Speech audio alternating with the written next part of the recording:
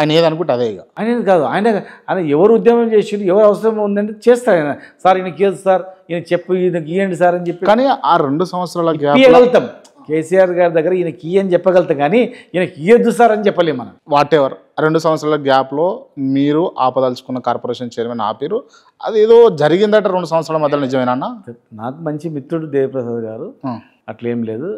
ఆయన ఉద్యమకారుడు, ఆయనకు ఖచ్చితంగా మా గవర్నమెంట్ నుంచి కూడా చైర్మన్గా ఇచ్చడం జరిగింది. ఫ్యూచర్లో కూడా ఆయనకు ఉంటుంది, అట్లేం లేదు. రైట్. ఈ క్వశ్చన్లో నేను ఎక్కువ ల్యాక్ చేయదలుచుకోలే, పేర్లు తీయదలుచుకోలే. శ్రీనివాస్ గౌడ్ హత్య రాజకీయాలు చేస్తాడా? సార్ చేయండి భయ్, నాకు అవసరం లేదు. అసలు రావా? అస్సలు అవసరం లేదు. రావా అసలు? నాకు రావు, హత్య రాజకీయాలు రావు మీకు? Okay right. ఇక నేను అడగానండి, మీ మనస్సాక్షి తెలిసే జరుగుతుంది. 100% నాకు లేదు.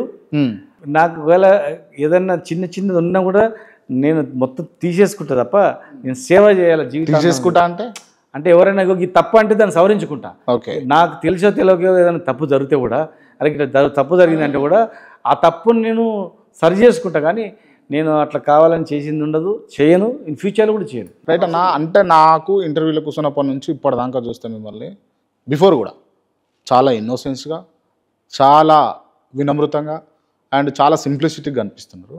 బట్ ఇంత మెయింటైన్ చేస్తున్నటువంటి శ్రీనివాస్ గౌడ్ మీద ఈ హత్య రాజకీయాలకు సంబంధించినటువంటి చాప్టర్ ఎందుకు వెలికి బయటకు? మా జిల్లా ఎట్లుంటుందంటే అది డేంజర్ జిల్లా. అది మా జిల్లా రాజకీయంగా ఎదగనియరు, ఇవన్నీ ఎక్కడ ఎదగనియరు. ప్రజలు చాలా మంచోళ్ళు, ప్రజలు అన్ని వర్గాలు అన్ని కులాలు మంచోళ్ళు. జనం అలా ఎవరు మంచి పని చేస్తే ఆదరిస్తారు. లేకపోతే 60,000 మెజార్టీ నాకు దగ్గర 60,000 మెజార్టీ నాకు ఎట్లా ఇస్తారు సెకండ్ టైంలో? కనుక రాజకీయ నాయకులు ఎవరైతే ఉన్నారో వాళ్ళతోనే పెద్ద ప్రాబ్లం ఉంటుంది అంతా. వాళ్ళు ఏదేదో పుకార్లు పెట్టిస్తుంటారు, లేకపోతే ఏదో ప్రాబ్లం క్రియేట్ చేస్తుంటారు, కొన్ని జరుగుతూ ఉంటాయి. అంటే నేను తెలిసి జరిగినా తెలియ జరిగినా తప్పే కనుక మేము ఓడిపోయిన తర్వాత ఆలోచన చేసినాం, అరే ఓటమికి ఎన్నో కారణాలు ఉన్నాయి కదా అని. ఆ కారణాలు అరే మళ్ళీ భవిష్యత్తులో అటువంటి కారణాలు లేకుండా చేయాలా? ఎవరికైనా మనం తెలిసి జరిగినా, ఇప్పుడు ఒక వ్యక్తికి మనం మేలు చేయడానికి పోతాం, మేలు చేయడానికి పోయినప్పుడు ఏమవుతుంది, ఇంకొకరికి నష్టం జరుగుతుంది. నష్టం జరిగినప్పుడు నష్టం అవుతుంది కదా. అవును, అది పొలిటికల్గా జరుగుతుంటుంది, తెలియక జరుగుతుంటుంది. అయితే అరే తప్పు మాకు కూడా అనిపిస్తుంది, తప్పు చేస్తారు, తప్పు చేసినాం, మళ్ళీ ఫ్యూచర్లో అటువంటి తప్పు చేయొద్దు, సరిదిద్దుకోవాలా, అవసరం అనుకుంటే వాళ్ళకి మళ్ళీ సాయం కూడా చేయాలి. ఒక నష్టపోయిన వ్యక్తికి రేపు ఫ్యూచర్లో మళ్ళీ మాకు పవర్ వస్తే, నా నుంచి నష్టపోయిన వ్యక్తికి ఖచ్చితంగా లాభం చేసిండు, ఒకప్పుడు నష్టం చేసినా నేను తిట్టినా, కానీ ఇలా లాభం కూడా చేసిండు అనేది రావాలా, అవకాశం రావాలని కూడా కోరుకుంటుంది దేవుని. అన్న మీకు మన సిఎస్ సోమేష్ కుమార్ గారు ఉండే ఐడియా ఉందా? తెలుసా అన్న? మీరిద్దరు బాగా క్లోజ్ ఫ్రెండ్స్ అట కదా? బాగా అంటే అంతకుముందు ఉద్యమంలో ఉన్న జాన్ జిగిరిలు నిజంగానా? ఏ జాన్ లేదు జిగిరి లేదు. జాన్ జిగిరిలు ఉంటే నేను ఎన్నో ఆయన మారుస్తుంటే ఆయన్ని ఎన్నో. ఇప్పుడు ఆయన వల్ల చాలామంది చెప్తుంటారు కదా, ఇట్లా జరిగింది అట్లా జరిగింది అని చెప్తుంటారు. ఆయన సిఎస్ అయినాక మారిపోయాడు. అంతకుముందు బాగానే ఉండే, చీఫ్ సెక్రటరీ అయిన తర్వాత బాగున్నాడు, సిఎస్ అయిన తర్వాత మారిపోయాడు. బట్ సిఎస్ సోమేష్ కుమార్ గారికి ఉన్నటువంటి జాగలు, భూములు, స్థలాల పక్క పొంటే మీ స్థలాలు కూడా ఉంటాయట, నిజమేనా?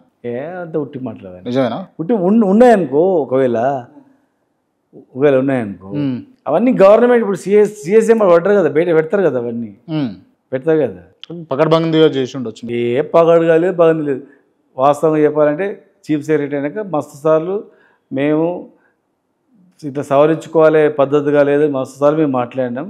సిఎస్ కాకముందు జిహెచ్ఎంసీలో పనిచేస్తున్న ముందు మేము గట్టిగా లొల్లి పెట్టేది ఉద్యమంలో, అట్లా గొడవ చేసి భయపెట్టించినందుకు కొంతవరకు ఉండే అతను. తర్వాత చీఫ్ సెక్రటరీ ఎప్పుడైతే అయ్యిండో ఇంకా ఆయన రూట్ వేరు, ఆయన పద్ధతి వేరు.